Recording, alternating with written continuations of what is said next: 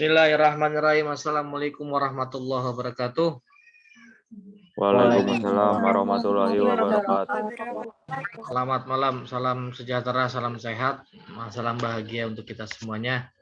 Seperti yang Pak Cip bilang, mungkin kamu masih ingat kita di malam sebelum ujian saya akan membuka kelas ya, yang isinya adalah bedah kisi-kisi. Bahasanya Pak Cip ini bedah kisi-kisi. Ya, isinya sih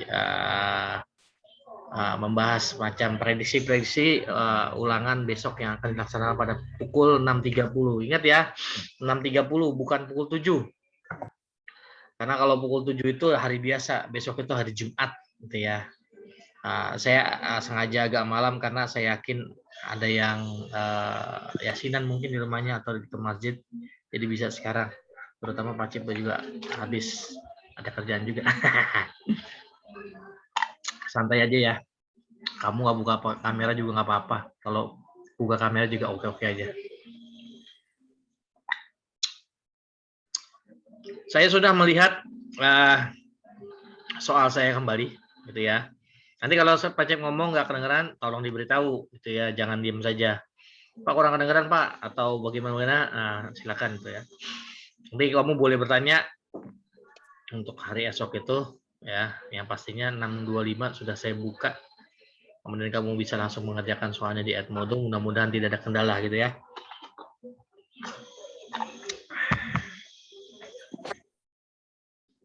Ini kayaknya saya oke. Apa isinya gitu ya? Apa yang besok keluar?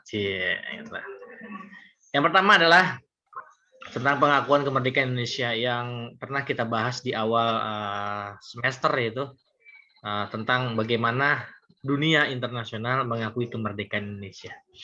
Artinya di sini adalah kalian akan bertemu dengan soal-soal yang berhubungan dengan bagaimana reaksi orang luar negeri, negara luar negeri, tentunya atas inisiatif kita juga. Tadi dia di anjing-anjing ini kalau itu biasa aja. Ya, apa itu? Makin diputer-puter, diaduk-aduk. Kalau mama makan semua. Sini lem udah saya matikan, siapa lagi tuh ngomong-ngomong? Orang kalau gak demen ngomong. Dewi Sri, wah dia lupa kali. Kita lanjut. Jangan ngomel dia mah. Kata istri saya lagi ngomel tuh, enggak lain gitu ya. Kita akan bahas lagi sebentar. Saya mau pakai latar dulu biar kayak anak saya kalau nge-zoom pakai latar. Biar kelihatan keren. Halo, masih dengan Pak Cip? Iya Pak. Iya Pak. Santai aja ya, Pak Cip juga santai aja ini. Cuma saya ingin menunaikan omongan saya yang di akhir-akhir pertemuan saya akan membuka Zoom ya. Nah, bagaimana caranya orang Indonesia itu mendapatkan sebuah pengakuan dunia internasional bahwa Indonesia sebuah negara yang baru merdeka atau sudah berdaulat ya. Ini penting banget gitu dilakukan oleh Indonesia ketika itu ya. Beberapa negara itu didatangi oleh kaum diplomat orang Indonesia. Umumnya itu adalah orang-orang yang bersekolah tinggi gitu ya. Di antara beberapa diplomat Indonesia yang diutus untuk melobi dunia internasional itu adalah Agus Salim. Agus Salim orangnya kecil, jenggotnya panjang, tapi dia pandai berbahasa internasional. Kalau bahasa Belanda ya bahasa keseharian dia itu ya. Saat itu di blokade, tapi dia bisa tembus sampai ke Timur Tengah. Karena tujuannya adalah melobi Timur Tengah. Karena dia teman-temannya di Timur Tengah banyak. Salah satu negara yang kena lobinya dia, kena rayuan dia gitu ya, kena diplomasi politiknya dia itu adalah Mesir. Dia datang ke sana, ya, kemudian akhirnya Mesir menyatakan bahwa Indonesia sebagai negara merdeka, pengakuan secara de jure dan de facto. Ya, kenapa Mesir seperti itu? Satu memang karena diplomasinya, kedua itu dikarenakan kita sesama Muslim, Indonesia dan sama agamanya. Kemudian lagi dikarenakan banyak orang Indonesia yang bekerja dan berkuliah loh, ingat berkuliah di Kairo, Universitas Al-Azhar. Kalau kamu lihat ada Universitas Al-Azhar di Kebayoran Baru dekat SMA 82, itu bukan yang dimaksudkan di sini ya. Ya, bukan maksudnya di sini. Al-Azhar itu adalah universitas tertua di dunia di bidang keislaman ya, salah satunya ya, yaitu khususnya di Mesir itu. Nah, sebaliknya ada lagi itu dunia Islam, ada di dunia non Muslim yaitu Katolik ya. Itu ada di daerah Eropa, sebuah negara kecil. Mungkin kamu nggak pernah dengar gitu ya, negara kecil. Sih, kalau Travel itu pertama kali dijual di tahun 2017 di sebuah kafe bernama La Petite. Itu lagi main TikTok atau sit di YouTube itu. Kembali lagi ke Vatikan. Main TikTok apa yang feed itu atau apalah atau Instagram. Bisa cewek yang suka nunjuk ke atas seperti ini gambarnya. Yang matanya agak sipit sama cowok yang begitulah. Kok Pacip nonton? Iya nonton lah, anak saya suka nonton. Tapi yang pengetahuan ya, bukan yang aneh-aneh. Kembali ke Vatikan. Kalian masih mengikuti kan ya? Masih, Pak. Masih, Pak. Kita kalau nggak ngerti nanya. Vatikan adalah satu-satunya negara di Eropa yang di awal kemerdekaan mengakui Indonesia merdeka. Kamu harus tahu itu ya. Ini adalah hasil diplomasi lobby dari kaum Katolik Indonesia yang umumnya itu berasal dari Jogja dan Solo. Dia tahu Indonesia merdeka, dia datang ke Vatikan, dia ceritakan begini. Kemudian dia minta kesediaannya untuk mengakui Indonesia merdeka gitu ya. Itu adalah Vatikan, kecil negaranya. Negara paus ya itu ya. Dan ada lagi nih tentang negara-negara yang Eropa, yang bernuansa Eropa itu Australia. Tapi bukan Eropa ya, dia kan keturunannya Inggris ya. Dia juga tuh mengakui bahwa Indonesia merdeka. Ada satu peristiwa yang disebut dengan Black Armada.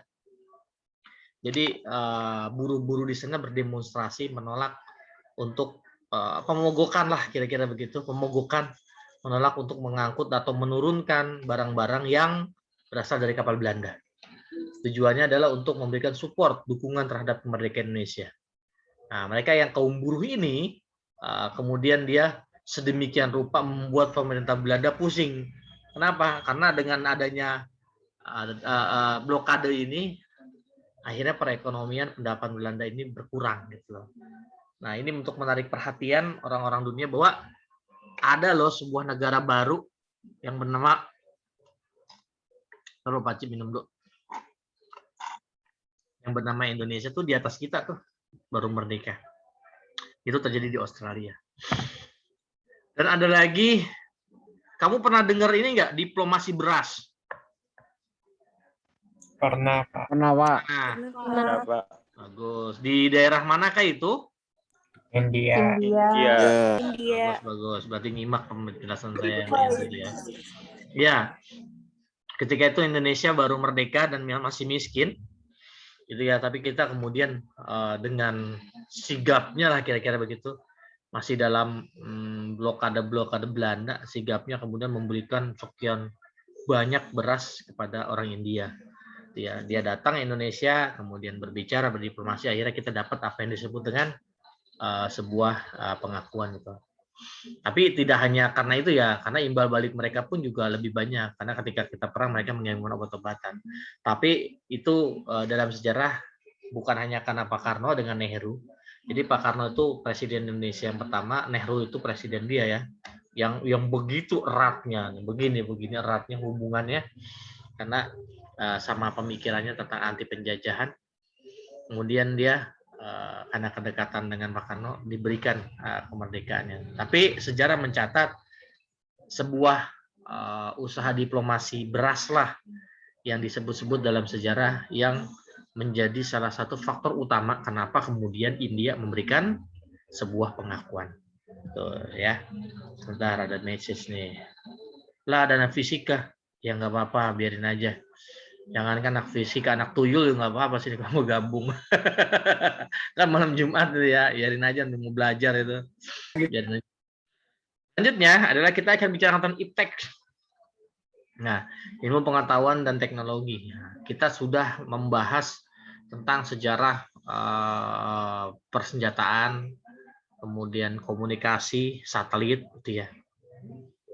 Apalagi setelah itu yang kamu ingat? Persenjataan, Pak.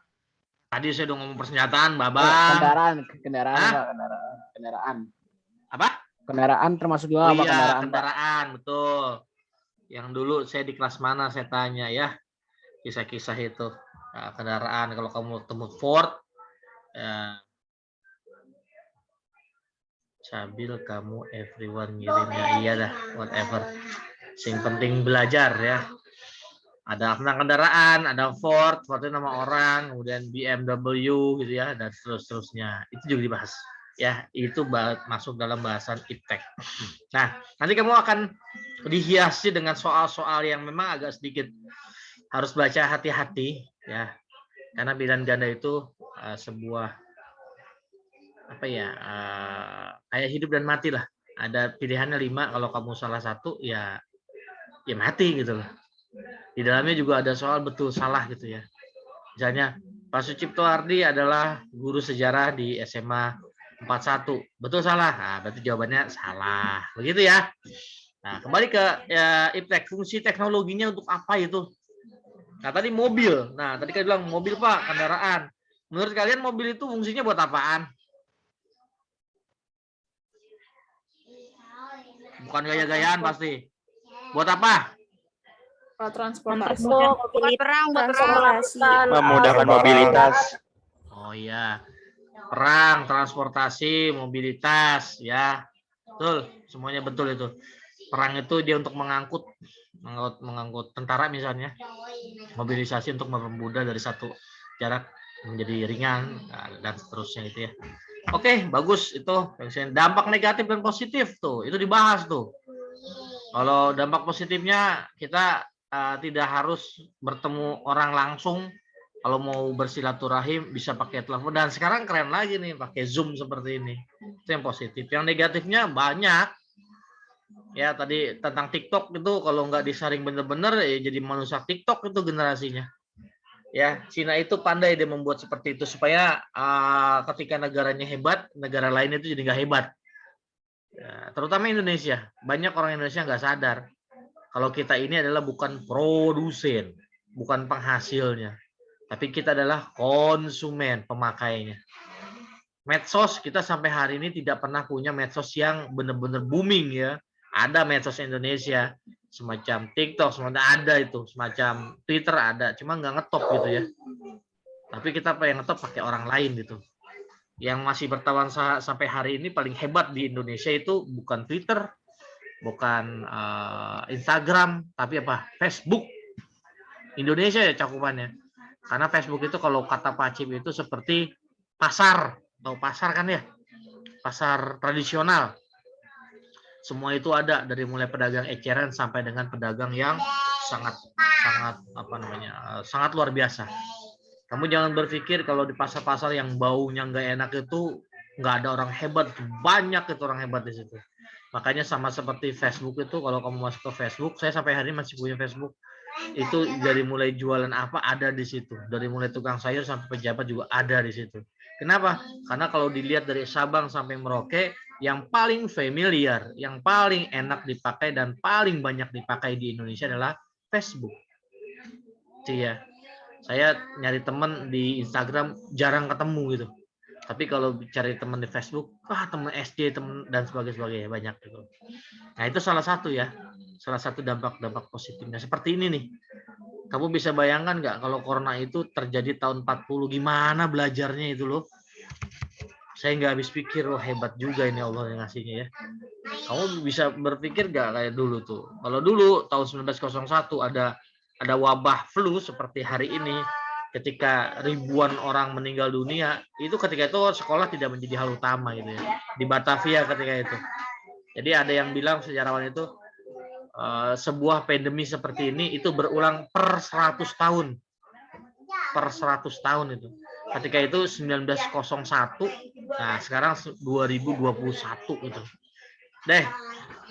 Persenjataan tadi sudah sebut persenjataan Pak. Iya. Nah, kamu harus tahu persenjataan yang paling hebat dibuat di dunia ini, bom itu cuma satu, bom atom paling hebat. Belum ada yang melewatinya hari ini ya. Bom atom itu pertama kali yang menggegerkan dunia itu ketika Hiroshima dan Nagasaki itu dibom oleh Amerika. Saya tahu ya. Itu tahun berapa?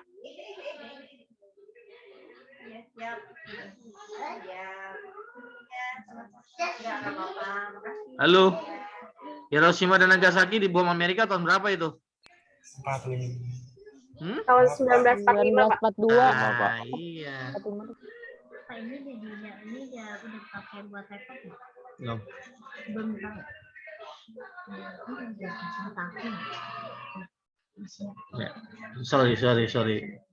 Anak saya ngomong. Iya betul, 1945. 1945 itu setelah dibom, kemudian buru-buru Jepang menghentikan peperangan dengan istilahnya adalah menyerah tanpa syarat. Itu adalah kreasi manusia dalam bentuk persenjataan paling hebat, yaitu dengan bom atom itu. Ya. Kemudian di dalam bidang persenjataan itu ada lagi senjata yang sampai hari ini masih dijadikan standar keren, namanya AK-47 buatan Uni Soviet. Kemudian di bidang teknologi lagi, benda angkasa buatan manusia yang pertama kali ngorbit itu namanya apa? Masih ingat nggak? Buatan Uni Soviet. Sputnik bukan, Pak? Iya betul. Sputnik Dev Valentino. Betul. Kalau Palapa adalah satelit pertama Indonesia. Ya. Betul juga dua-duanya, yang satu internasional, yang satu Indonesia gitu. Kalau astronot pertama Indonesia siapa? Masih ingat nggak? Sorry? Pratiwi Sudarmono. Iya, betul. Sekarang lagi booming lagi karena Indonesia itu bersiap mengirimkan di tahun 2023 apa 2024. Jadi seringkali dikaitkan dengan Ibu Pratiwi, sampai hari ini masih ada dia. Kalau dulu nggak pakai kerudung, sekarang sudah pakai kerudung. Dia itu sebenarnya bukan karena gagal dia ya. Di tes-tesnya itu dia berhasil, semua berhasil, tetapi kemudian tidak berangkat. Kenapa? Karena 6 bulan sebelum dia berangkat, itu pesawat Amerika ketika mau meluncur, namanya Challenger itu, tahun 1986 itu meledak. Jadi baru naik ke atas cuma 37 detik kalau tidak salah. Akhirnya meledak, itu 7 astronot ya, itu meninggal dunia. 7 astronot itu bukan sekedar pilot ya, itu ribuan orang diseleksi dan berhasil dia gitu. Sama dengan Nyonya Pratiwi itu. Jadi kalau mau tes astronot itu dia diputar-putar sedemikian rupa, pusing nggak gitu, kira-kira begitu. Dan dia satu-satunya yang lulus profesor, dia ketika itu sudah profesor. Ya, adalah astronot. Nah, sekarang sudah direncanakan lagi astronot Indonesia akan ke ruang angkasa, khususnya entah ke bulan atau kemana ya. Itu apa ke matahari mall ya. Ke bulan atau ke angkasa atau ke stasiun ruang angkasa itu ya. Nah, makanya kemudian beramai lagi di media, akhirnya saya ambil itu sebagai soal. Oke ya, sampai di sini ada pertanyaan slide pertama. Lanjut, Pak. Lanjut, Pak. Ya, cuma ada 4 slide nih. Nah, cuma ada 4 slide, sedikit soalnya. Kita lanjut setelah IPTEK, kita lanjut ke perang dingin. Sudah kelihatan? Sudah, Pak. Oke. Sudah, Pak. Perang dingin, masih ingat apa perang dingin itu? Perang ideologi. Perang ideologi antara blok barat dan blok timur. Perang ideologi antara blok barat dengan blok timur. Boleh. Ya. Jangan diulangi lagi seperti zaman saya sekolah dulu ya. Perang dingin. Ya, perang dingin. Sopo itu. Matiin dulu mic-nya.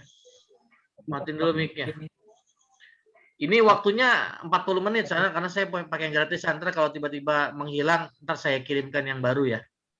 Oke ya. Kalau tiba-tiba menghilang. Nih, saya mute dulu. Kita lanjutkan. Jadi perang dingin itu adalah perang, bukan perang tanpa perang-perangan ya. Jadi Amerika dengan Uni Soviet juga ikut perang gitu loh. Jadi bukan di belakang layar saja, tapi juga ikut perang. Jadi yang lebih tepatnya adalah benar itu perang kepentingan, betul. perang antara blok barat dengan blok timur dari berbagai sektor gitu ya, untuk mencapai apa yang disebut dengan hegemoni, artinya dia harus menjadi penguasa dunia. Ya, paling hebat lah kira-kira gitu. Dunia hari ini berbeda dengan dulu ketika itu terjadi perang dingin. Jadi perang dingin itu bukan mereka seperti apa ya, seperti anak muda pukul-pukulan, tidak gitu. Mereka beda pendapat, beda pengaruh sebagainya. Tapi pada saat tertentu pada saat tertentu dia harus berperang juga ya, seperti di Korea, seperti di Vietnam yang pernah Pak Cip jelaskan. Kapan dia mulai perang dunia kedua? Perang dingin itu dimulai pada setelah perang dunia kedua. Ya, ketika perang dunia selesai, saingan antar apa sih namanya itu ya, ideologi semakin tinggi. Nah, hal inilah yang dimanfaatkan oleh negara-negara yang berperang, yaitu Amerika dan Uni Soviet. Karena setelah perang dunia kedua itu negara pada hancur. Nah, negara yang paling yang paling selamat keuangannya itu Amerika. Jadi kemudian dia memberikan donor-donor itu, bukan donor darah ya, donor uang yang disebut dengan Truman ya, Truman. Saya lupa nama istilahnya itu. Jadi Amerika itu mendanai pembangunan di negara-negara apa? Tanda kutip, imbalannya adalah dia harus bergabung, harus nurut, harus masuk ke dalam bloknya Amerika yang demokratis dan kapitalis, dikenal dengan blok barat. Gitu ya. Oke ya, itu poinnya. Nah, bagaimana dengan Uni Soviet? Sama aja. Dengan istilah yang berbeda itu. Ya, Molotov bukan bom Molotov ya, nama Perdana Menteri Uni Soviet itu. Bagaimana dampaknya? Kalau udah seperti itu, dampaknya negara terpecah belah, itu ya. Kemudian persaingan di bidang ideologi semakin tinggi.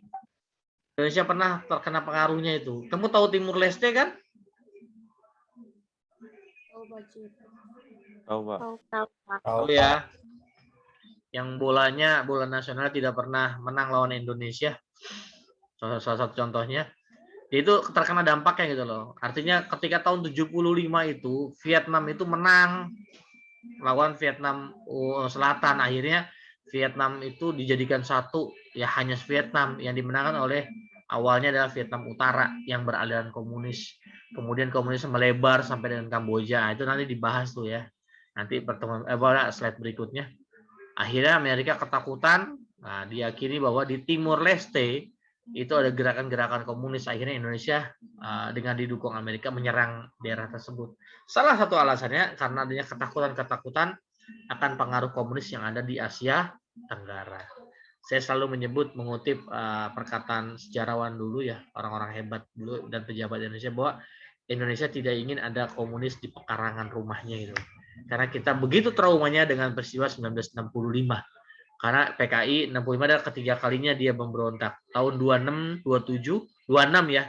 Nah, ada sampai karena cuma beda minggu doang dari 1926 di akhir Desember, kemudian pindah ke Januari itu. Itu pertama, yang kedua tahun 48 Musso, yang tahun 1965 itu yang paling besar. Akhirnya pemerintah Indonesia dan kesepakatan di dalam parlemen akhirnya tidak menyepakati komunis itu berkembang gitu ya, karena tidak memungkinkan di Indonesia, karena Indonesia banyak yang miskin. Karena kalau sudah miskin itu itu paling subur itu komunis itu, karena komunis suka mengiming-imingi gitu ya. Oke, perang dingin sampai di situ. Nanti kalian akan bertemu lagi dengan soal-soal yang ingin melihat bagaimana kondisi Indonesia ketika itu di dunia internasional, peranannya seperti apa gitu ya. Ada NATO, ada Fakta Warsawa, ada OPEC, ada APEC, ada SIATO dan BNB. Nah, kalau kamu tidak ada yang seperti ini, kamu boleh lihat di blog saya atau lihat-lihat di YouTube dan sebagainya. Ya, NATO, pertahanan Atlantik Utara, yang sebelumnya pernah kita bahas, adalah sebuah kekuatan militer ya, Jerman di dalamnya, yang kemudian bersama Amerika menyerang negara yang hari ini sudah berubah ya menjadi Serbia Montenegro, yaitu pecahan Uni Soviet karena dia konflik dengan Bosnia. Kemudian NATO ini adalah seringkali disamakan atau bahkan sudah jelas ya, dia adalah beralirannya adalah bukan komunis, akan tetapi adalah blok barat alias demokrasi liberal. Untuk menahannya, Uni Soviet membangun pertahanan yang sama, yaitu dengan nama Pakta Warsawa. OPEC dan APEC itu nyaris-nyaris sama. Nanti kamu lihat poinnya adalah tentang minyak, pengimpor dan pengekspor. Kalau SEATO ini seperti NATO, tapi dia letaknya di daerah Asia Tenggara. Nah, dia memang bubar tahun 1977 ya. Dan dari mulai keberadaannya, seringkali di dalam sejarah saya sering menyebutnya adalah seperti orang hidup segan mati tak mau. Nah, yang menjadi salah satu puncak kehebatan Indonesia itulah peranannya di bidang GNB, gerakan non-blok, ya, bersama Presiden Yugoslavia, bersama beberapa temannya itu akhirnya membentuk sebuah kekuatan baru yang tidak memihak kepada blok Barat dan blok Timur, yang dikenal dengan gerakan non-blok. Ya, masih ingat di manakah KTT atau konferensi tingkat tinggi pertama dilakukan tahun 1961? Di manakah? Ada yang ingat? Ada yang tahu? Nah, soal-soal begitu nggak akan saya keluarkan ya, karena itu akan mudah sekali. Kamu pegang handphone, klik Brainly, kamu akan bertanya dan keluar di sana. Saya tidak ngambil soal dari situ. Ya, saya buat sendiri tentang GNB.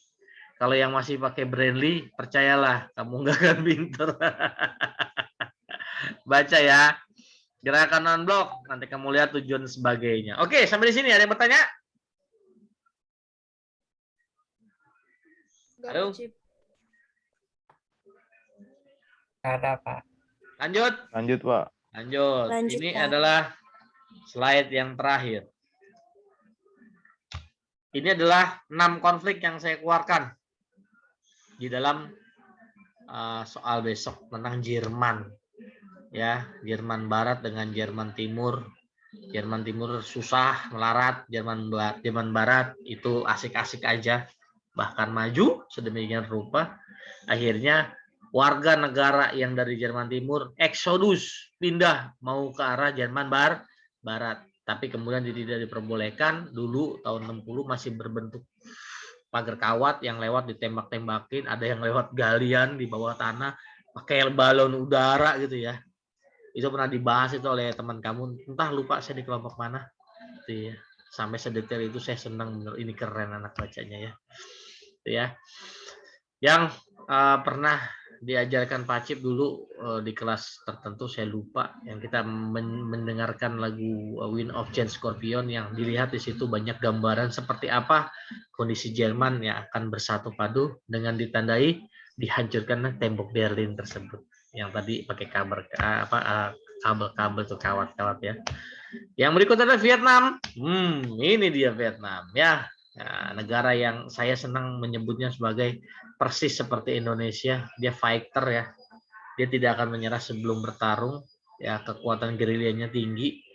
Nah, walaupun banyak yang menyatakan bahwa Vietnam itu belajar perangnya itu dari Indonesia melalui buku berjudul Asas-asas Gerilya, penulisan Aha Nasution, yang banyak banyak orang berkata di media bahwa itu buku masih dipakai sampai hari ini di sekolah-sekolah tentara yang hebat, seperti salah satunya di West Point Amerika. Itu tulisan orang Indonesia, yaitu tentang gerilya, asas-asas gerilya. Itu diterjemahkan sampai ke beberapa bahasa.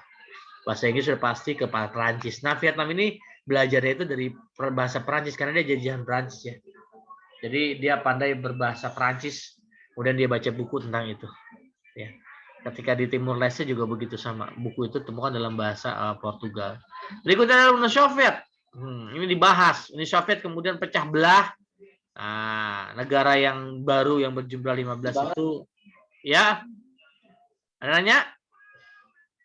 Tidak ada? Oke, dilanjut. 15 negara yang disebut dengan CIS, Commonwealth of Independent State. Wih, Soviet. Soviet itu pecah. Berbeda dengan Jerman ya. Kalau Jerman itu kan sama Gorbachev itu. Salah ya. Uni Soviet ya Gorbachev. Oke, tapi Jerman itu terpengaruh sedemikian rupa oleh pemikiran-pemikiran dari Uni Soviet Gorbachev. Ada yang namanya perestroika, ada yang namanya glasnost gitu ya. Nah, kemudian Uni Soviet berakhir pada tahun 1989 yang mengakibatkan negara-negara yang masuk ke dalam bloknya itu mereka merdeka sendiri yang nanti dibahas dalam Yugoslavia. Itu ya, Uni Soviet, negara kampiumnya untuk menyebut sebagai sebuah negara berhaluan komunis yang paling besar setelah Cina ya, yang disebut dengan blok timur. Oke. Berikutnya ada Kashmir yang sampai hari ini masih hangat-hangat kuku. Kadang perang juga yang Pak Cip ceritakan dahulu ketika mereka berperang, ya itu tidak diperbolehkan menggunakan senjata yang ada pelurunya. Akhirnya mereka baku hantam. Wah, namanya tentara, baku hantamnya itu bisa menyebabkan kematian ya. Itu di Kashmir. Kenapa Kashmir diributkan? Kashmir diributkan banyak alasannya. Salah satunya karena dia wilayahnya KAYA. Kaya. Ya, seperti Indonesia. Kamu mungkin belum sadar, kalau sudah kuliah atau besar kamu akan lihat bahwa Indonesia selalu aja di otak-atik oleh negara lain. Kenapa? Karena kita kaya raya. Ya, karena kita kaya raya. Kamu tahu Amerika? Amerika itu. Ini siapa yang ketawa-tawa ini? Siapa yang ketawa-tawa tuh goblok? Dimatiin dulu, dimatiin, masih banyak yang pada mau belajar nih. Tuh, ya saya yakin kalau jam segini masih mau mantengin Pak Cip ngoceh-ngoceh ini pasti anak yang pada mau belajar nih ya, atau anak yang malas belajar baca buku dengerin Pak Cip aja. Kita lanjut ya. Kashmir, kaya raya. Ya, negaranya dibatasi oleh 3 negara. Ada India, ada Pakistan, ada Cina. Paham ya? India, Pakistan, Cina, daratan semuanya. Ya, awalnya Kashmir itu adalah salah satu bagian dari kerajaan yang secara wilayah itu seakan-akan terpecah menjadi 2, setengahnya pengaruh India, setengahnya lagi pengaruh Pakistan. Makanya mereka itu daripada ribut nggak maulah bikin negara sendiri. Namun di situ yang paling dominan, yang paling bisa kalau 55%-nya atau 60%-nya itu adalah golongan Muslim gitu ya. Jadi Kashmir itu lebih kepada ke Muslimnya. Akhirnya mereka harus bertempur dengan India gitu. Tapi di pihak lain Pakistan nggak mau melepaskan begitu juga, karena Pakistan juga pengen itu menguasai Kashmir karena dia strategis dan kaya. Gitu ya. Yang berikutnya adalah Filipina, EDSA. Wih, kalian sudah tahu pasti people power. Siapa tokohnya yang perempuan itu? Bernama siapa? Ayo. Masih ingat siapa nama tokohnya? Nanti ada soal yang bunyinya begini, benar atau salah. Misalnya, Megawati Soekarno Putri adalah tokoh EDSA di Filipina. Nah, kamu tentukan betul atau salah. Begitu. Itu kecil, tapi kalau kamu salah fatal. Coba Pak Cip nanya, siapakah tokoh perempuan yang melakukan gerakan yang disebut dengan people power? Perempuan. Yuk. Sorry, siapakah?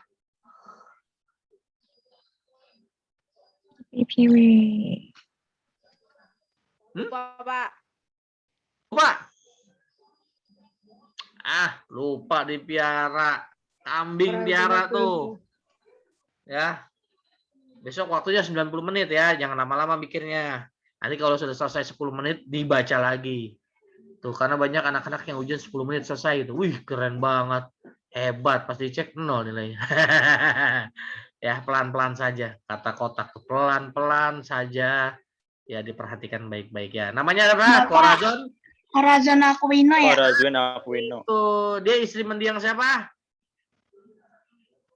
Benigno Aquino. Aquino. Siapa Benigno Aquino? Oposisi. Politikus yang melawan Politisi dan senator pro-demokrasi. Iya, pro-demokrasi, senator pro-demokrasi. Senator itu kalau di sini anggota DPR gitu ya. Dia melakukan perlawanan terhadap pemimpin yang koruptor yang bernama adalah Ferdinand Marcos. Akhirnya dia terjadi demo besar-besaran, tapi demo aja damai loh. Dulu Indonesia tahun 98 digadang-gadang sebagai EDSA-nya Indonesia gitu. Tapi kita rusuh gitu ya, nggak jadi akhirnya, bukan people power lagi gitu ya. Itu kenyataannya. Oke ya, Filipina, yang terakhir Yugoslavia. Ini paling keren ya. saya berikan ini kisah yang luar biasa yang pernah kita bahas bahwa terjadinya pembantaian yang selalu diingat-ingat sampai hari ini, yang menjadi pelajaran seluruh dunia bahwa perbedaan itu penting untuk dihargai. Karena kalau tidak bisa dihargai, bakalan seperti ini. Yugoslavia disebut sebagai sebuah sebuah kisah sejarah yang hanya terjadi kerusakannya, kehancurannya terbesar ketika itu setelah Perang Dunia Kedua. Dalam pengertian adalah pembantaiannya ya. Makanya pemimpin mereka itu yaitu siapa namanya? Pemimpin yang melakukan Slobodan Milosevic ya Pak? Iya betul, inter kamu Slobo dan Milosevic. Dulu saya sekolah selalu bilang Slobo dan Milosevic. Dikenal sebagai apa kalau media barat menyebutnya? Masih ingat nggak? The next Hitler bukan sih Pak? Ya, next Hitler, betul itu gambarnya. Ada satu lagi. Tukang jagal dari Balkan. Pinter kamu, tukang jagal dari Balkan. Nah, Slobodan Milosevic yang melukiskan adalah bahwa dia adalah sebagai tokoh yang bertanggung jawab terhadap pembantaian Muslim ketika itu, ribuan orang. Ya, yang belakangan juga dibahas lagi di PBB mencuat kembali yaitu pembunuhan di Srebrenica,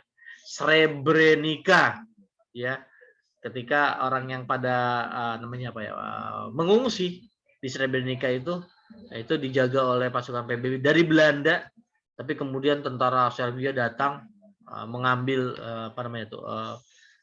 pengungsi itu, kemudian dibawa akan dipindahkan ke tempat yang lebih aman kata itu, dan diberikan saja gitu loh oleh tentara Belanda. Apa yang terjadi? Berpuluh-puluh mobil yang diangkut, semuanya tinggal mobilnya doang. Orangnya kemana? Sudah ada di lubang-lubang di pinggir jurang gitu loh. Emang udah harusnya ketahuan, ternyata ada puluhan orang masih hidup. Jadi kita ditembak, kakinya ketembak atau apa, dia pura-pura mati.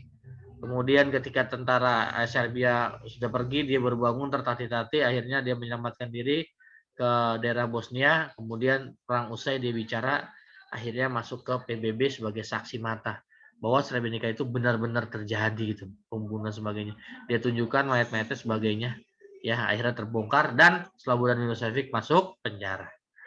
Oke ya, sampai di sini adalah akhir dari materi yang besok akan diujikan, yaitu tentang membentang dari mulai diplomasi sampai pecahnya Yugoslavia, gitu ya. Itu secara umum. Tuh. Pak, kalau misalnya setelah dijelaskan ada yang lain lagi keluar ya, adalah 1-2 soal yang tidak saya sebutkan di sini. Tapi poin besarnya seperti itu.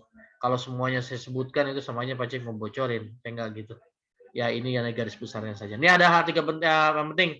Besok 30 soal saya buat. Ya, ada sekitar 5 atau 5 kayaknya. 5 betul salah yang tadi saya ceritakan itu ya. Itu ya. Fatin Mufid adalah anak SMA 82 di kelas 12 IPS 3. Itu bukan. Berarti jawabannya adalah salah gitu ya. Damar Panji gitu ya. Adalah bla bla bla bla, ternyata berbalik arah. Oh, itu salah gitu ya. Sebut dengan soal betul salah. Yang satu lagi PG. Ya, PG. Pilihan ganda sudah familiar. Ada pilihan 5 soal dan saya yakin kalian bisa semuanya itu ya. Hanya saja memilihnya ini lebih rumit dibandingkan memilih perempuan ya untuk laki-laki ya. Ini cewek yang ini atau yang itu gitu ya. Ini lebih rumit ya. Ya karena kerumitan ini saya minta tolong digarisbawahi, kamu harus teliti. Bacanya pelan-pelan saja. Nggak usah buru-buru, waktunya 90 menit. Ya, tenang saja. Oke, sip sampai di sini. Adakah yang mau bertanya? Tidak ada? Nanti ulangannya Ada, di Pak. Edmodo apa di Google Form, Pak? Oh, ulangannya Pak Cip pakai gaya nih Pak Cip sekarang, pakai Google Meet. Wis. Pak Cip pakai Google Meet karena pengen coba aja sih ya. Sebenarnya saya lebih senang menggunakan esai gitu, tapi karena waktunya gitu. Kalian sudah tahu belum bahwa kalian gak libur? Udah dapat pengumumannya belum? Udah nyamuk kali ini. Udah tahu belum? Belum, Pak. Belum. Belum, Pak. Iya, tanggal 24 Nggak tahu, kan Pak, nggak tahu. Iya, tanggal 24 itu biasanya kita libur sampai tanggal 2 Januari gitu ya. Nah, dalam tahun ini kayaknya tidak. Nah, mungkin untuk Ya, menghindari Pak. jangankan kamu, saya juga bingung nih, masuk juga kerja. Itu baru tadi jam 4 atau jam 5 ya pengumumannya itu saya lihat di grup guru. Alah. Berarti nggak Ya. ada libur semester, Pak Cip. Kenapa? Pusing banget, Pak. Masa nggak libur sih, Pak? Iya, nggak libur, jangan tanya Pak Cip, tanya pemerintah. Pak Cip cuma ngasih tahu, ya. Ya, itulah yang ada. Saya yakin keinginannya adalah supaya penyebaran virus yang terbaru. Apa terbaru tuh yang paling seram tuh? Yang terbaru apa sih namanya? Gejalanya nggak kelihatan gitu loh. Contohnya ngejengkang aja meninggal itu. Itu lebih dahsyat lagi dibandingkan corona yang kemarin-kemarin. Kalau corona kemarin kan kita bersin, kita batuk, kita sesak napas itu kelihatan.